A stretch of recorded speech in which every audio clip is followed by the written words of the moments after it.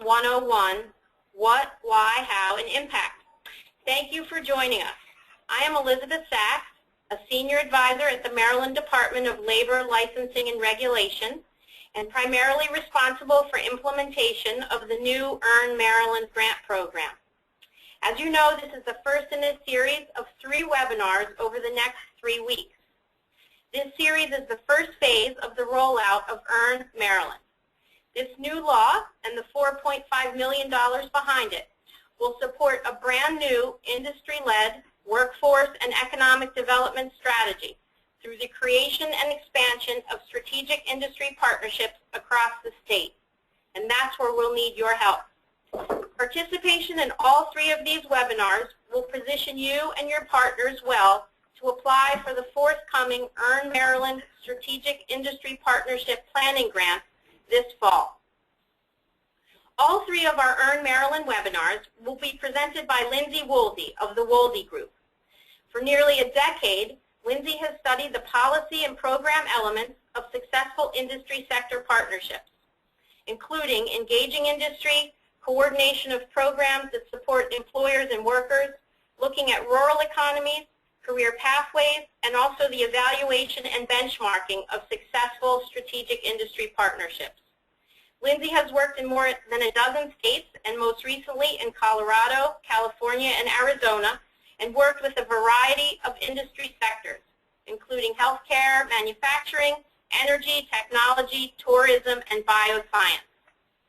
Now, before Lindsay begins, I just want to go over a few ground rules for this webinar. All participants are in listen-in mode. To ask a question, we're asking that you type your question in the chat box to the right of your screen, and we will answer the questions at the end of Lindsay's presentation. If you'd like, you can test the chat box function now by introducing yourself, both your name and your affiliation, if you would. This is a 1-hour webinar, and we will hear from Lindsay for about 35 to 40 minutes, and then leave the remaining time to address the questions that you emailed to us. I'd also like to apologize if anyone had any technical difficulties accessing today's webinar. We appreciate your patience.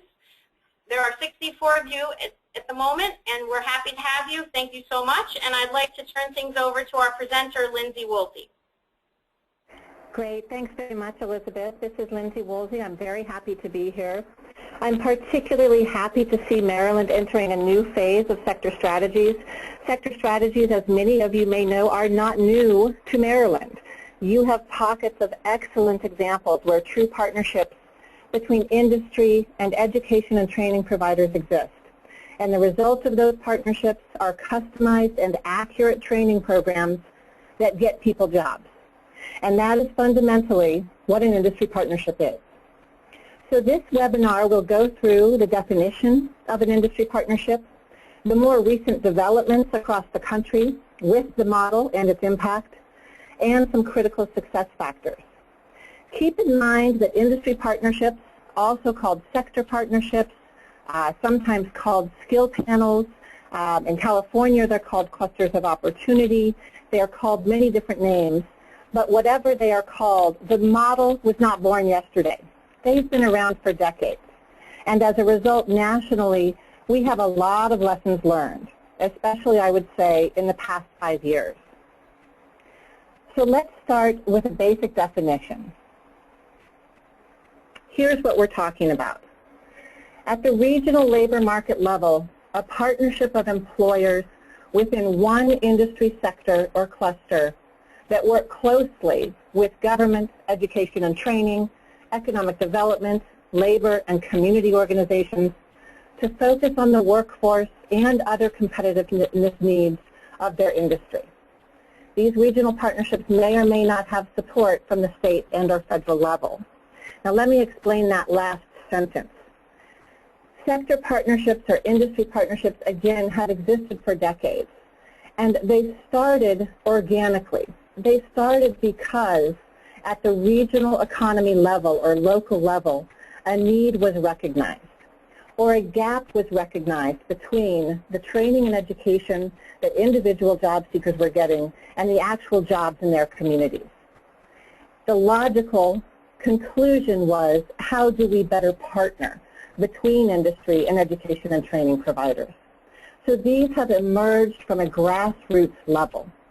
Over the past years, they have gotten a lot of attention. Why? Because they actually create accurate training and solutions for both industry's needs, for skilled workers, and then, of course, for workers who are looking for jobs. And so states have started to put money on the ground to try to seed these partnerships.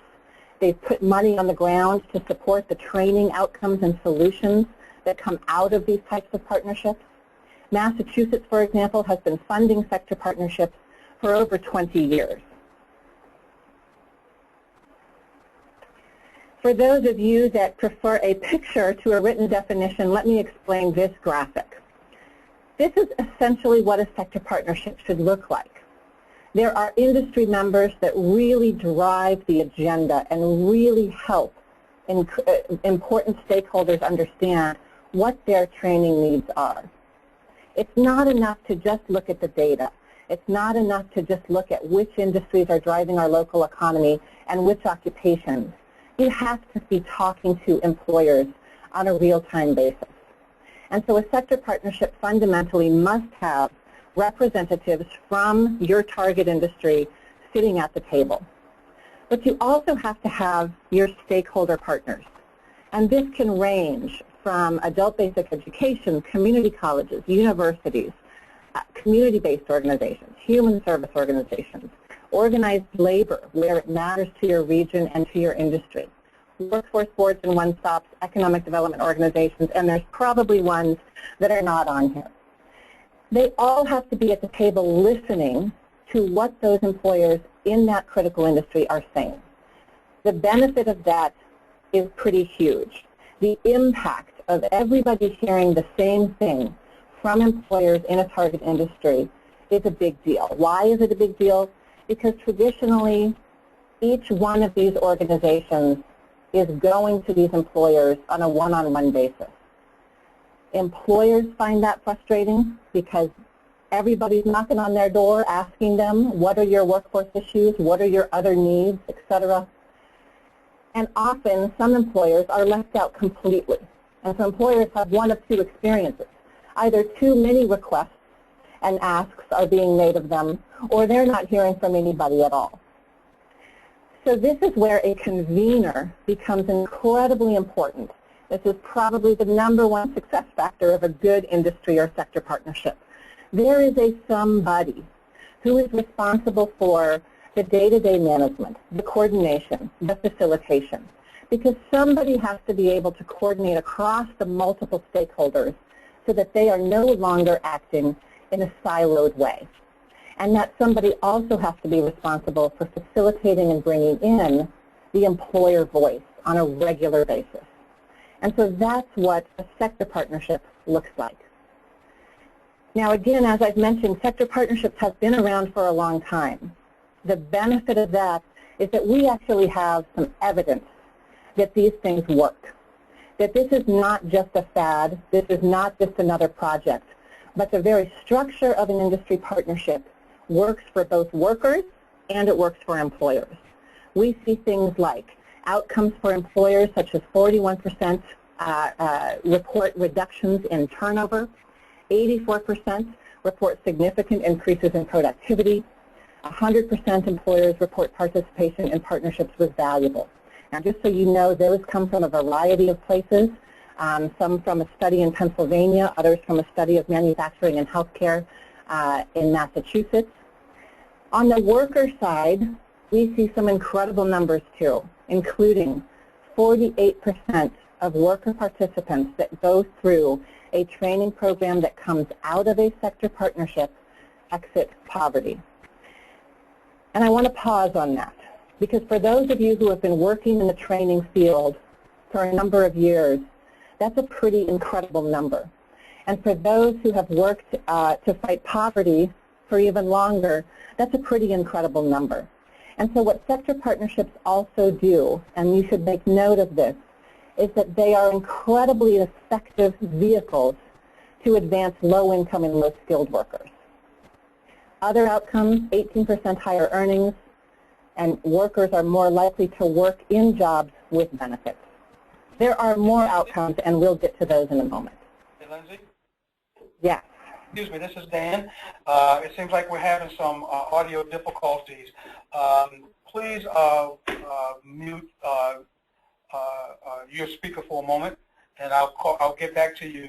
And we're sorry for the technical difficulties. We're working to work them out right now. So Dan, I should mute my line? Yes, please. Okay.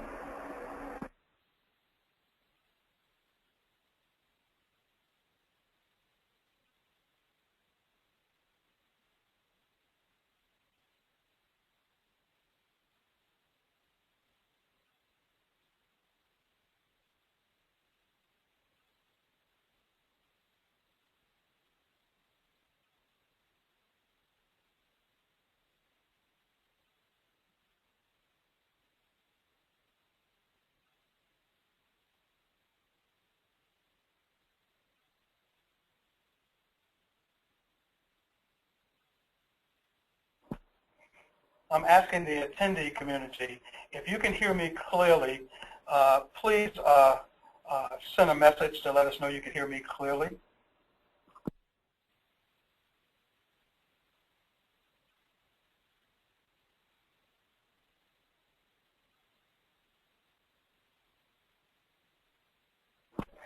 Lindsay, would you unmute and then say something? Yes, this is Lindsay. I'm here. Again, to the attendees, can you hear Lindsay clearly now?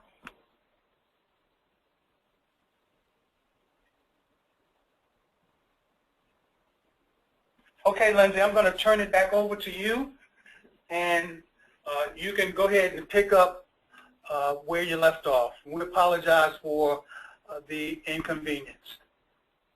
Okay, great. Thanks, Dan.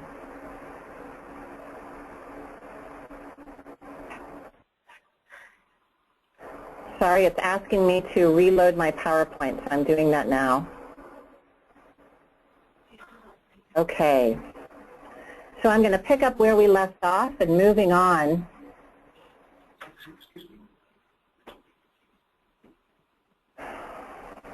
I want to give you some idea of what today's industry partnerships look like. And I want to also just highlight that because we have had so many decades of experience with sector partnerships, we have been able to really track how sector partnerships and industry partnerships have evolved. And so today, and really over the past 5 years, we're seeing some changes. And so here's what today's industry partnerships look like. First, they are employer-driven. If the employer voice starts to take shape as sort of background noise, then you are losing the fundamental essence of a good industry partnership. And this happens, and it's with the best intentions. But what happens often is that we hold a meeting with employers, we get their input, and then we take that input and we go behind the scenes and we try to create our solutions and give it back to them without continually engaging them in a conversation. What you lose out by using employers just for initial input is that they have changing needs constantly, as we know. And by the time we get our training program set up, sometimes those needs have changed. And so the benefit of having them at the table as partners, not just customers, is very, very powerful. So keeping that employer voice at the forefront is a fundamental success factor of industry partnerships. They are regional. And by regional, this can take on a variety of forms. By regional, we mean what is the natural labor market region of your target industry. And so this supersedes geopolitical boundaries such as county lines and city lines and workforce area or WIB lines, community college districts, economic development areas. You have to go by what is the natural labor market region for your target industry. So again, the map of a sector partnership can look pretty diverse. They are convened by a credible third party, which I already went over. They act as a coordinating body across multiple stakeholders. These stakeholders have to include education and workforce development and economic development and other programs. They create highly customized responses to a target industry's needs and therefore highly accurate responses. In other words, we are not just taking programs off the shelf and offering it to them as in a customer relationship. We are really listening and understanding what are the needs and creating customized training responses as a result. Today's industry partnerships, though, are about more than training. What we've learned over the past 5 to 10 years is that when companies get together, that networking power is pretty impressive. The company-to-company connections that can actually result in things like new product lines, the company-to-company conversations that can go beyond what are our training needs and get into things like how are we really looking at our shared supplier base, how are we looking at things like shared marketing and branding, really establishing that our region is a manufacturing hub, for example, or a healthcare and wellness hub, for example. These are things that some sector partnerships are able to get to. And so not only do you have powerful training outcomes, both for employers and workers, but you also start to get into some economic development outcomes. And that's something that is new to the definition, I would say, of industry partnerships over the past few years. Again, as I've said, treating employers as partners, not just customers. And most importantly, sector partnerships, industry partnerships, they're not a grant program. They're not a short-term project or a passing fad. These are long-term partnerships. And in the best cases, they last for years. Because what happens is that we realize this is how we should be working with our industry anyways. So moving on, I want to just really emphasize how they might be different from already organized groups of employers, such as your local workforce investment board, your regional or city economic development board, your chamber of commerce. Those three, to me, represent what I call horizontal representation of industry.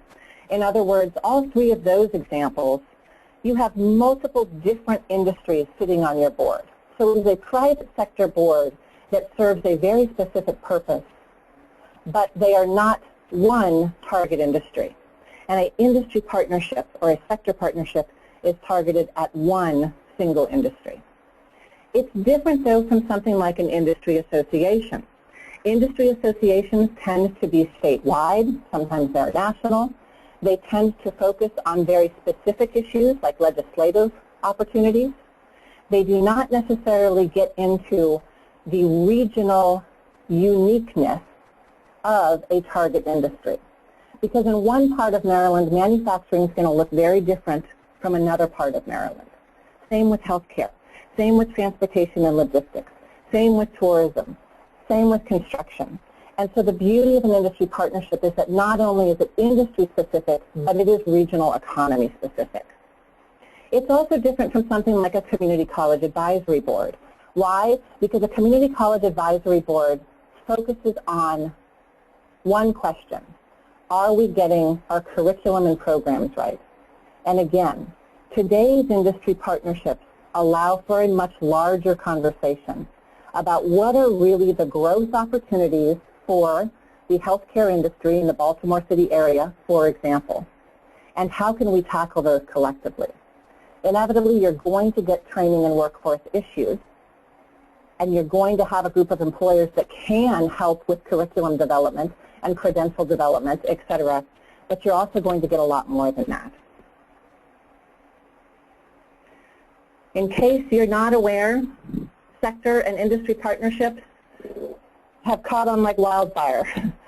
In more than half the states they are operating. There are thousands of sector partnerships across all different industries in existence right now across the country. Some states actively support their development, and in others, again, they are just simply grassroots efforts that grow from the ground up in regions and local economies. Just a snapshot of what some of this can look like. In California, these are called clusters of opportunity. Every region has different clusters of opportunity that they are targeting. Why? Because they're targeting the clusters that really make the most sense for their regional economy. And we're going to get more into that at our next webinar, which is all about the data. How do you really know which industry to target? How do you know if we are targeting the right industry right now? How do you confirm for yourself? So we'll get into that. Another example that I wanted to share with you is Arizona. And the reason I wanted to share Arizona's example with you is not because I think Arizona and Maryland have terribly much in common. You couldn't get two more different states. But at the same time, what they do have in common is that Arizona realized that we have to work with our industry differently in order to make sure that our training and our economic development projects actually align with the critical industries in our region. And so this is just a snapshot of what they have done over the past 2 years by promoting the model of industry partnerships around their region. Again, you'll notice every region is focusing on a slightly different set of industries. So if we back up just a little bit, and I'll go through this quickly because you should know all of this. Why industry partnerships and why now? Most of you work in an area where the skills mismatch hits you in the face every day, where we realize that the jobs that exist now in our economy and the jobs that are predicted to grow in our economies do not necessarily match the skills that our current workforce has. By 2020, nearly 2 out of every 3 U.S. jobs will require some post-secondary education and training, and yet 42% of adults in the U.S. do not have any kind of post-secondary education credential. When you talk to industry, you can feel this. It's palpable. They realize that they cannot find qualified applicants. In a McKinsey survey recently, 64% of companies say they can't find qualified applicants for management, scientific engineering, and technical positions. And in the National Manufacturing Institute survey said 67% of small and mid-sized manufacturers, which are the majority of manufacturers in our country, report moderate to severe workforce shortages, and they don't predict this is going to get better. They predict it's going to get worse. We are also witnessing, as we know, coming out of the Great Recession, the long-term impact of stagnant job growth. And while it's gotten better since 2008, the job seeker to job ratio in 2013 is still 3 to 1. So what can we do about that? How do we deal with that? And we all know that we are consistently working with scarcer resources. There have been steady declines in workforce investment since the 80s. Federal employment and training expenditures are down, higher education enrollments and tuitions are up, but appropriations are down. So it's in this context that we really have to think about what our response is going to be. Just a check to you, Dan, am I coming through okay?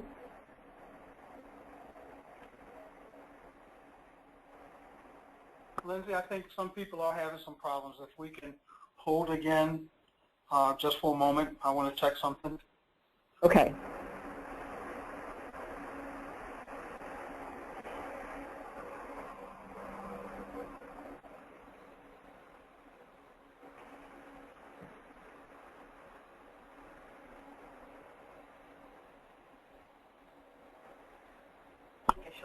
Hey, Lindsay? Yes. We're going to ask that you log off and log back on. And for those who are attending,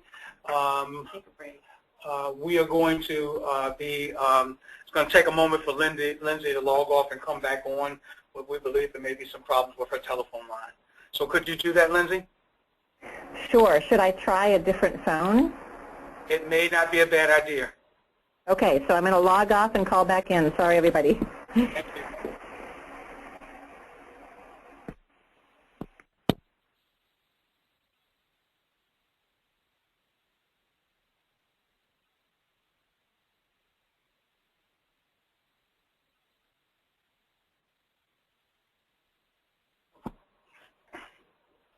Hi, this is Elizabeth. I'm just going to take a few minutes to go over some other aspects of the EARN program while we're getting our formal presentation back online.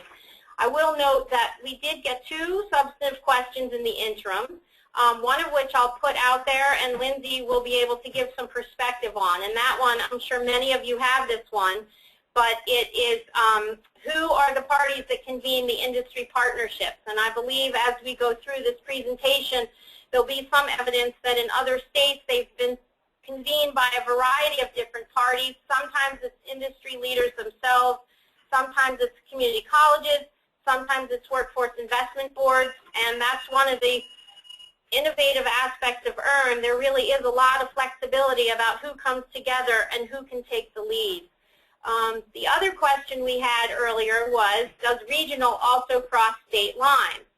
And this question came up at the stakeholder work group meeting we had in June. And the answer at the moment is it doesn't preclude crossing state lines. However, with this being a Maryland state-funded grant program, we will need to ensure that the beneficiaries, both in terms of the industries as well as the trainees and workers, have a connection to Maryland. I don't want to say much more on that right now, and I do appreciate the question, and we will continue to grapple with what it means. And hi, this is Lindsay. Lindsay is back on. Are you back, Lindsay? I am. Can you hear me? Okay, I can hear you very well. Are you on the cell phone? I'm not. I'm on another landline. I was on a landline. I'm on a different landline now. Okay. We're going to go ahead and turn it back over to you again. Okay. And if you would speak right into the speaker, it may help project a little bit better. Thank you. Okay, we'll give it a try. Sorry about this, everybody. Thanks for your patience. So I'm going to pick right up where I left off, and I'm going to try to move through some of these pretty quickly just because I'm looking at the time here. So our question is, so what is our response, knowing that we have a skills mismatch, knowing that we still have stagnation in job growth, knowing that really we have fewer resources to work with? So let me just take you through how this has historically happened. Education historically is about train and pray. We put people through programs, we give them credentials, we hope they get a job. But historically, it has not been the case where education has had to really think about what jobs are we getting. Today, it's a bit different. Today, we really are talking about career pathways. And so if you are an educator, career pathways become a mindset of how we really should be organizing our education programs, organizing our credentials, and working with industry. Because fundamentally, career pathways have to be driven by industry. Career pathways allow individuals to go step by step through various training and education programs and step out of various education and training programs in order to get jobs along the way. And this is something that all of you must be familiar with by now, simply because what we realize is that education must follow the natural advancement within industry from job to job to job. And so we have to be paying attention even at the high school level, the adult basic education level, workforce training, and into college and universities. We have to be paying attention to how does this directly match with jobs out there in our economy today. So our question then is, so what about economic development? And historically, economic development has been about business attraction. In other words, how do we keep attracting and recruiting businesses and companies to our area so that we can offer jobs to our community members?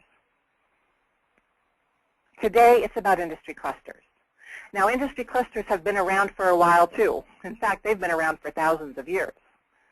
Industry clusters consist of large and small firms in a single industry that benefit from synergies of association. Synergies of association related to shared labor, sources of innovation, suppliers, markets, technology, and infrastructure. And this still exists even in our global economy. There are still industry clusters that cluster in a region for a reason. And the reasons are synergies of association. They are actually more competitive because they are associating together. So our question then is, what about workforce development?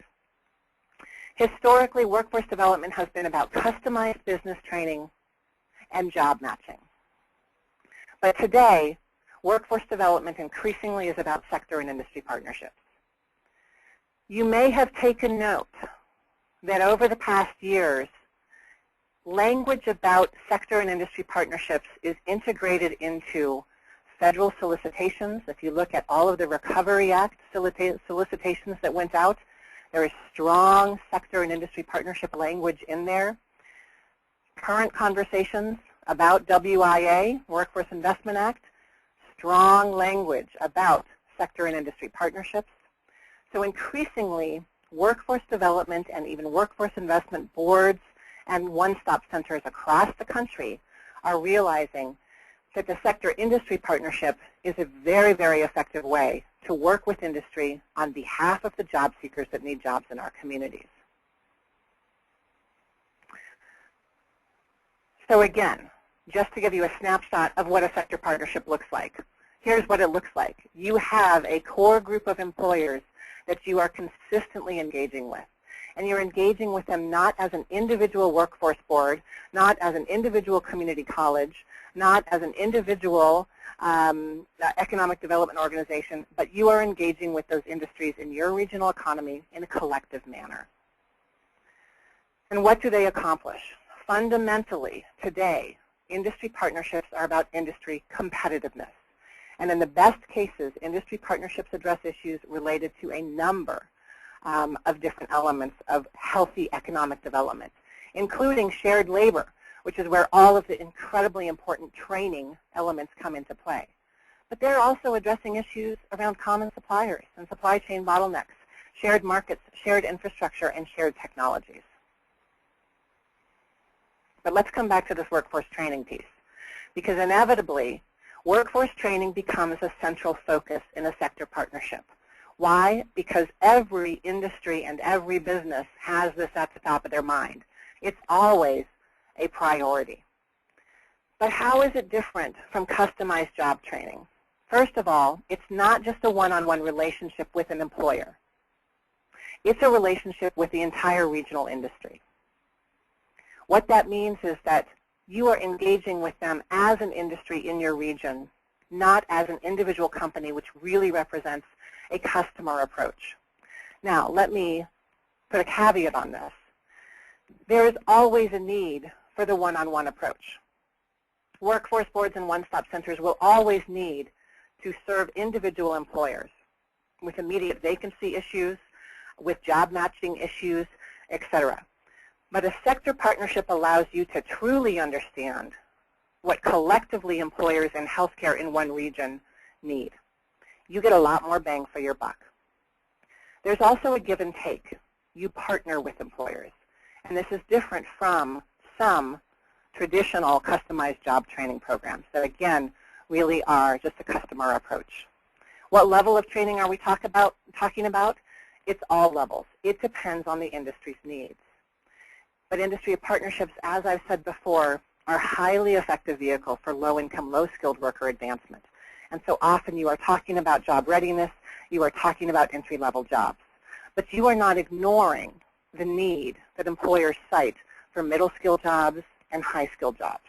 Because ultimately, you want to be thinking both in the short term and the long term if you want those employers to stick around and even put some skin in the game to some of the solutions that your industry partnerships can come up with.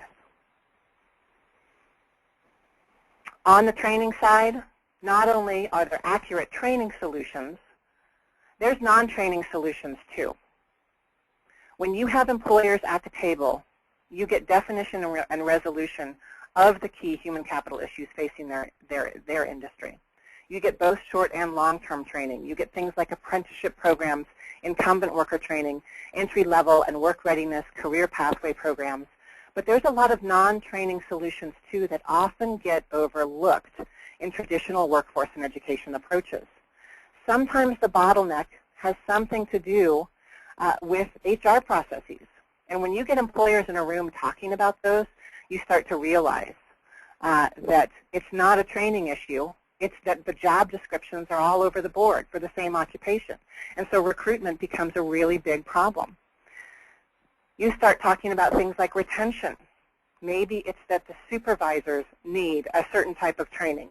Maybe it's that the people that came into this job weren't adequately screened and prepared and assessed. Do you really want this job? Is this the job for you?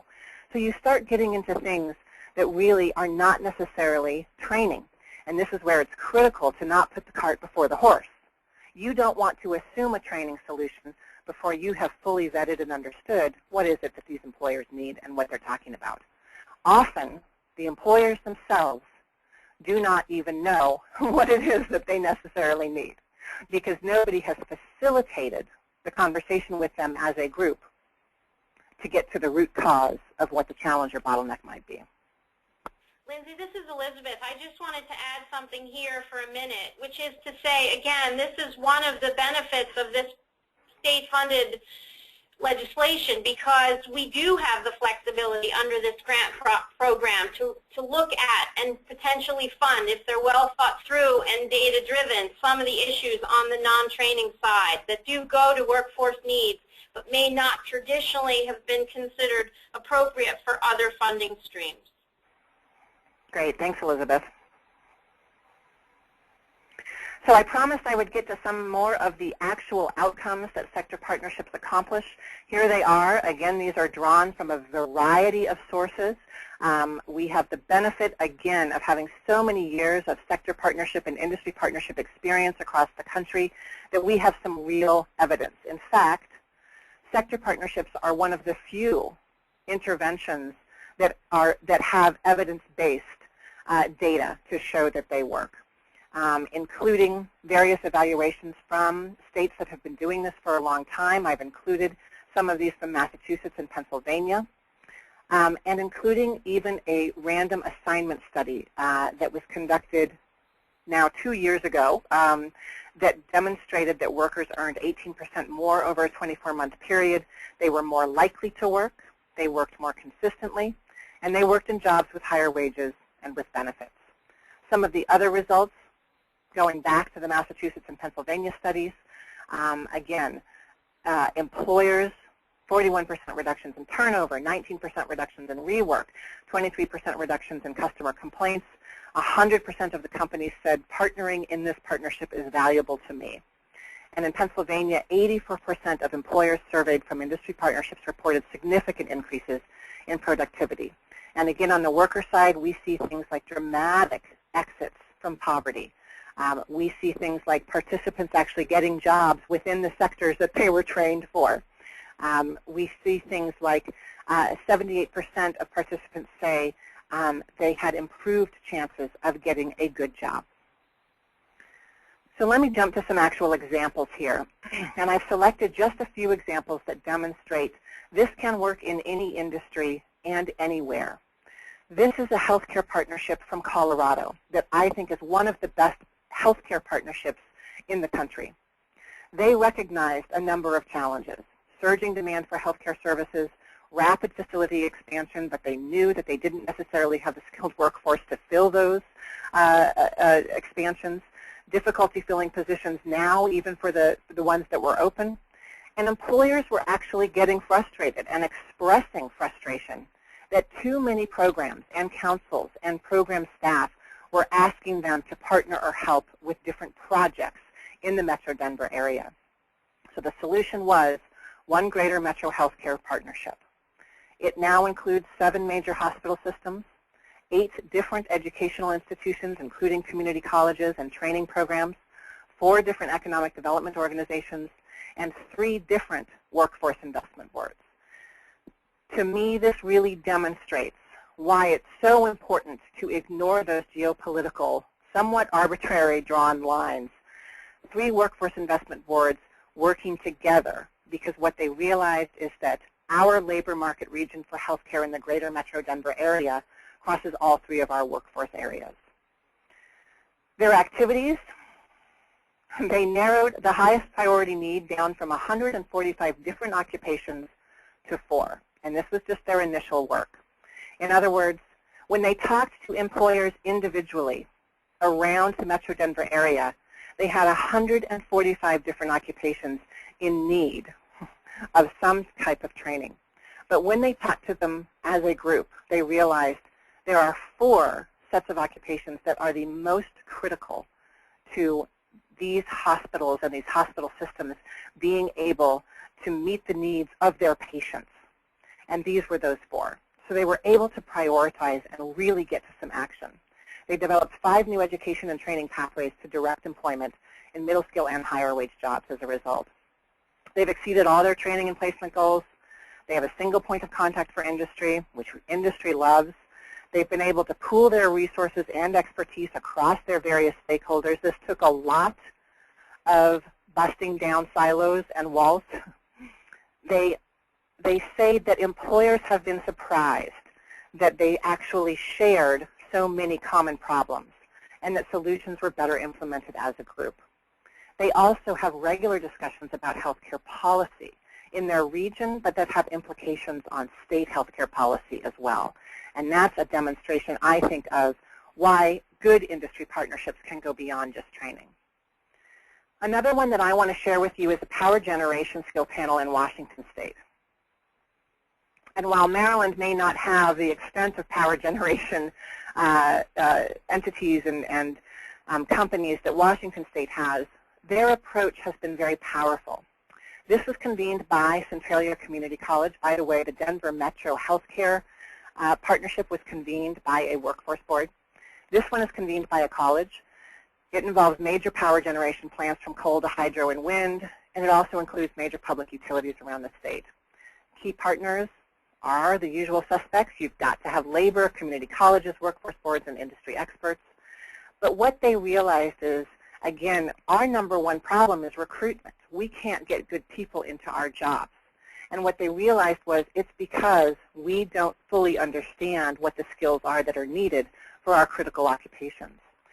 Over the years, over about 6 years, which is how long this skill panel or industry partnership has been in existence, they have been able to create skill standards manuals for key occupations. They share and they shared the purchase of an on-the-job training curriculum. They have revised an apprenticeship program, and they have created a hands-on training facility that all of the member companies can use for their existing workers and that the colleges use for up-and-coming workers. So it's been very, very powerful for them. Cochise Utilities Partnership in Arizona, the reason I want to share this one is that what's unique about this one is that the convener is actually an employer.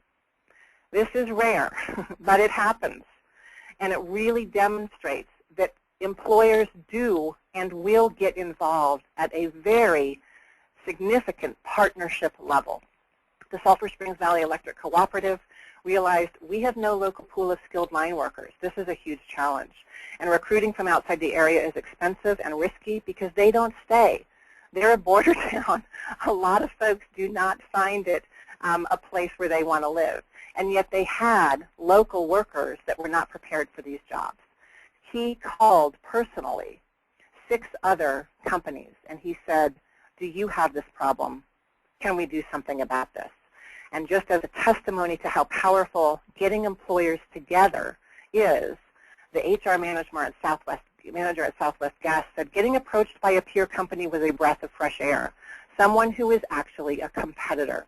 The resulting utility program and certificate would not have happened without that outreach, and there's so much more to do.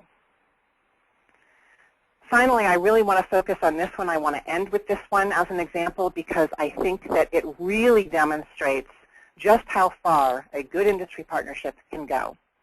The Green Alliance, which is an energy efficiency, renewable energy manufacturing focused industry partnership in Pennsylvania in quite a rural area of Pennsylvania, Westmoreland and Fayette counties.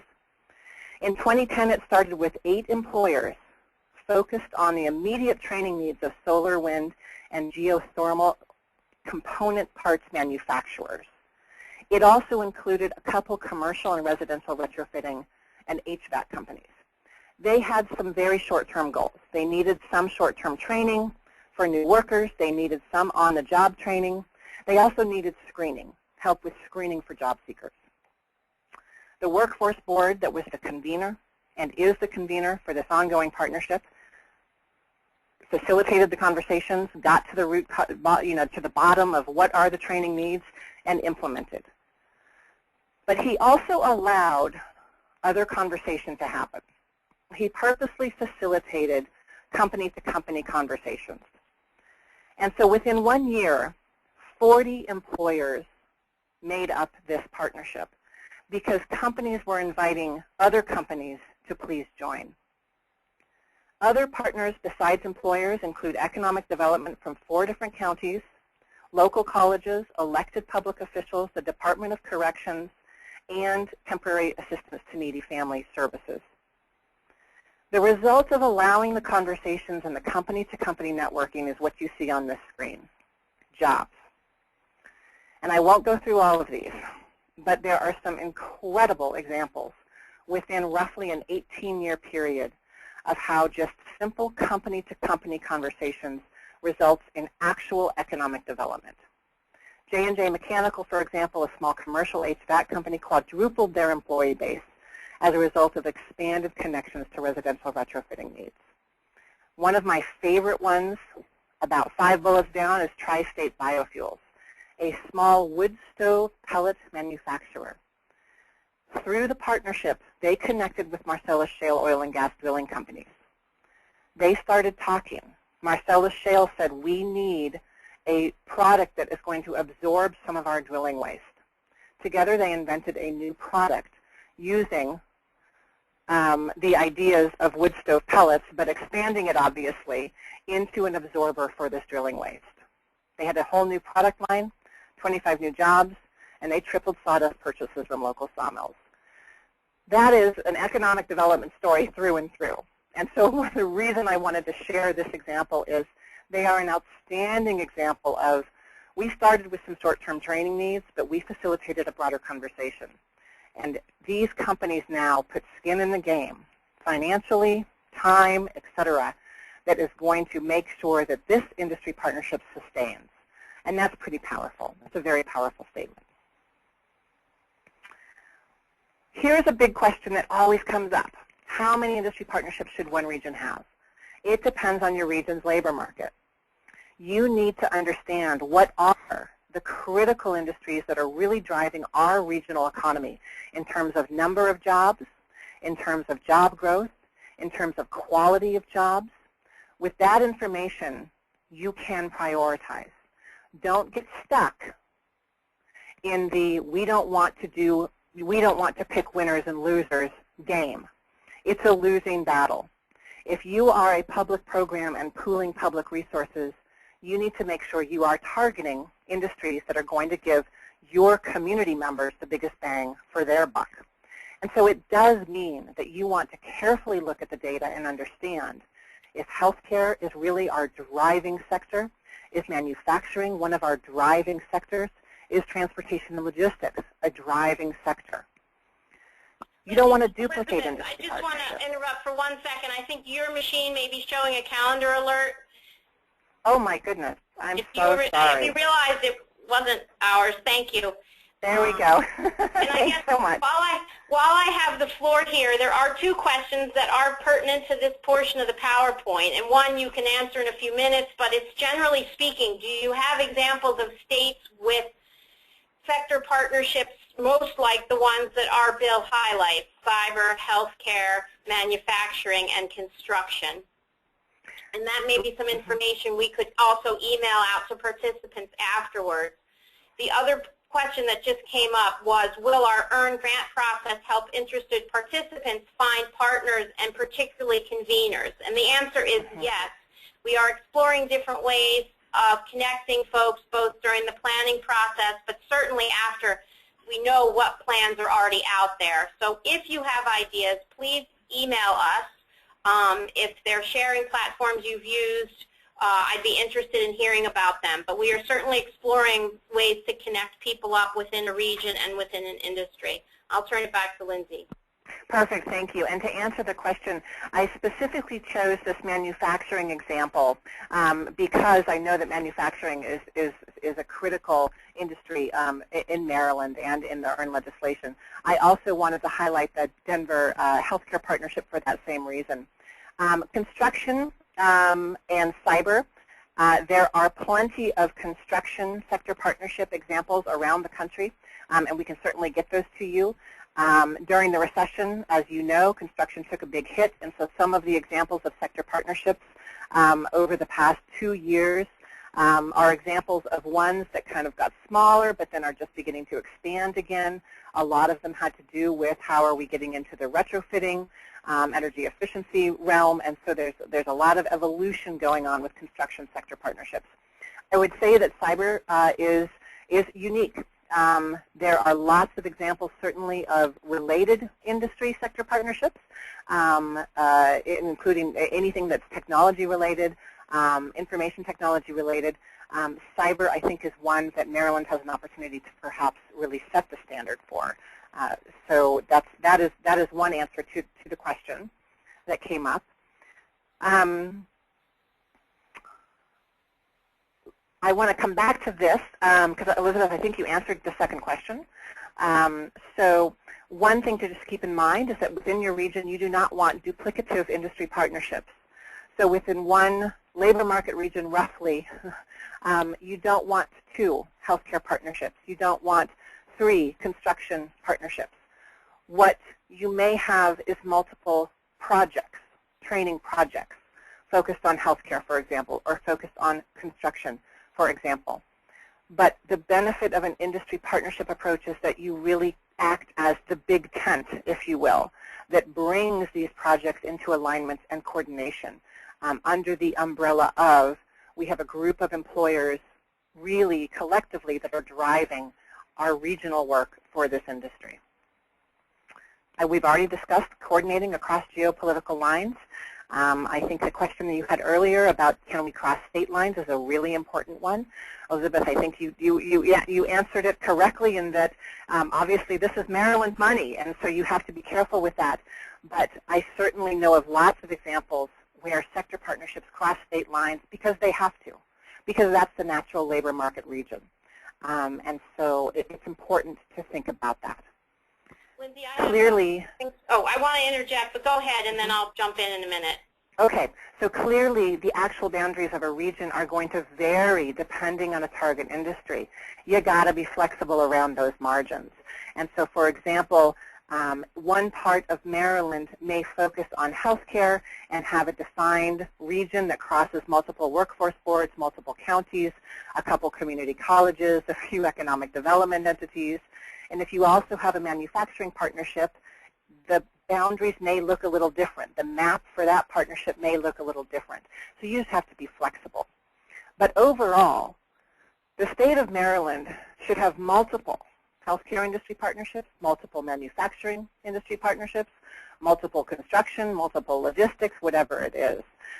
Because really at the regional economy level, you're going to find that some of these industries are pretty common critical drivers of your local economy. Healthcare, manufacturing, maybe construction are ones that might fit that bill. Elizabeth? Yes, hi. I wanted to address the most recent question I got, which was to clarify this. The EARN legislation does identify 4 sectors that are considered important to Maryland, and those are the 4 I mentioned: cyber, healthcare, construction, and manufacturing. But the EARN program and the law that passed it do not preclude other industries. I want to make that very clear, and I apologize for any misimpression. We have had discussions with transportation and logistics groups, the wind industry, trucking. There are other industries that have already come forward as interested in applying for the money, and to that extent, the sky's the limit. So I want everyone on the call to understand that we can fund partnerships beyond the 4 that are specifically named. Someone also asked how to get in touch with Lindsay by phone or email, and I would ask that any questions you have after the webinar that you please email them to our EARN email address. It is staffed 24/7. Lindsay is working with us as well as other states, and at this point cannot take individual questions. But if you would please email earn.jobs@maryland.gov. I promise that I or someone else will respond, and if we have to consult Lindsay, we will. So thank you for that question. We definitely have a few more minutes. I don't have any pending questions, so email me. We may run out of time, but we will send follow-up answers as well. Great, and in those few minutes, I'll just zip through the last slides, and if you do have questions, please do put them in the chat box, and Elizabeth, please interrupt me. So I wanted to get back to, okay, so what does this all mean?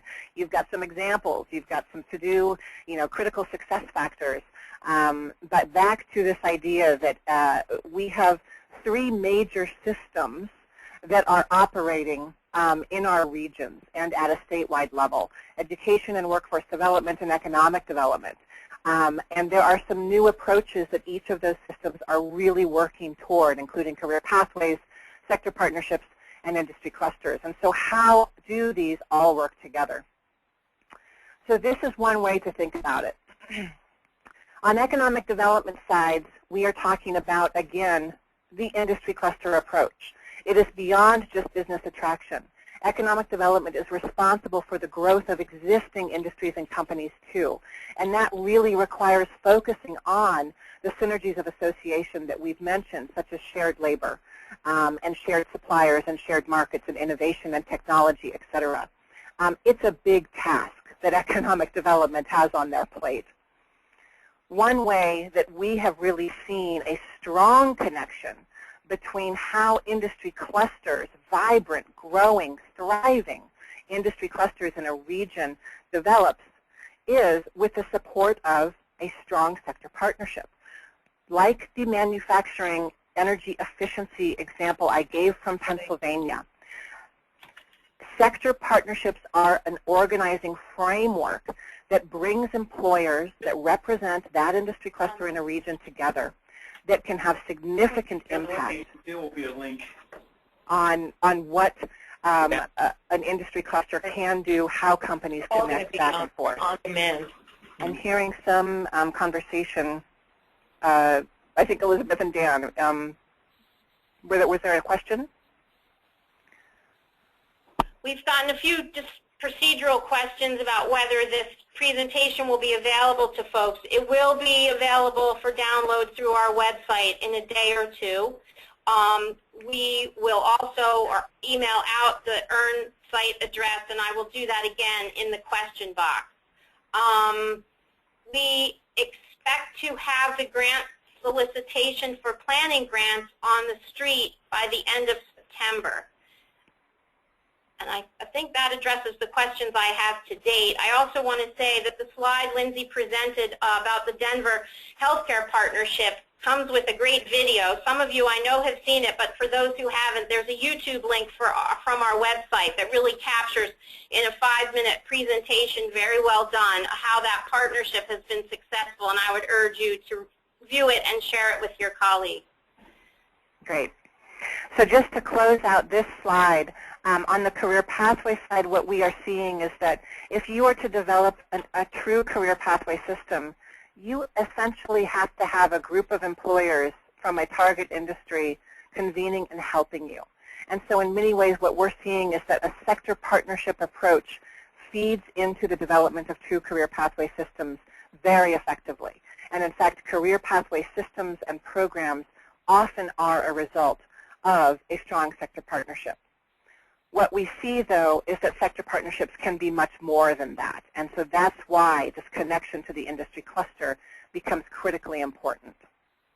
No matter who you are and where you sit, these connections matter.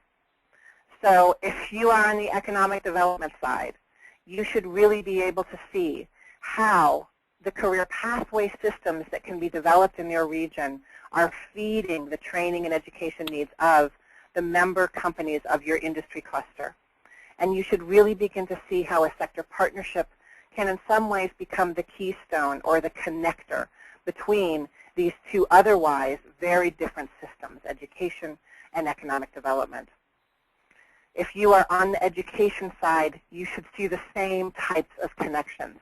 And the point here is that sector partnerships become that vehicle for integration. And this is something that we are seeing across the country.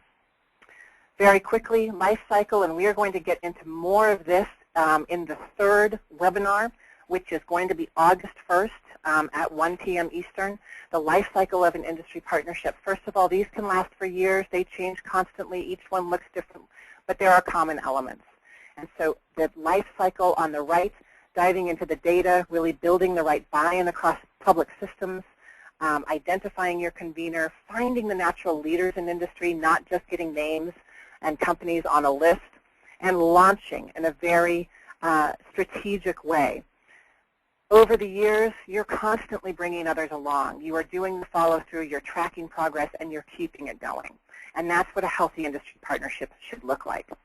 I won't go into all of these, but these are critical pieces that we'll come back to in the third webinar, again, of what works well and not so well. And in many ways, the big X on the right represents what we have traditionally done in workforce and education and even in economic development. And the ones on the left really represent why the industry partnership approach is so different. We've hit a lot of these, but we will come back to this in the third webinar. Just to reiterate, here are the next webinars. Next Wednesday, we have a webinar about industry data. Now, if you've already done your data, I still encourage you to attend this webinar because here's the deal. Data is never perfect. There are many ways to get your data and many, many different sources. This webinar will walk you through some ways to get that data, what to look for, why to look for that, how to balance out the data points. It's going to help you identify your target industry, but where you have already identified your target industry, use this webinar and some of the points in it to confirm. Did we get the right industry, and what else can we find out about this industry that we don't currently know? And finally, on August 1st, we're going to move really into mobilizing your partnership, so preparing for the launch, or in some of your cases, the expansion of an existing partnership. So with that, I know we are 1 minute over. Elizabeth, do we have any other questions? We don't have any questions that we can really answer in the 2 minutes remaining. I will be emailing out a few examples that people have asked for. I just want to thank Lindsay and thank everybody for their patience with the technical difficulties. We will improve on that for next week. I do hope you'll also tune in for that webinar. For each of the 2 remaining webinars, you will have to sign up through GoToWebinar because there is a distinct link for the 17th and for the 1st. And if you have any questions about that process, please email us at the email address I just sent out.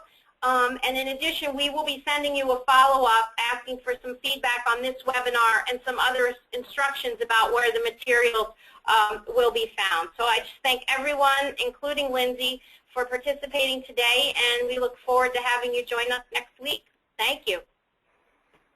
Thanks, everyone.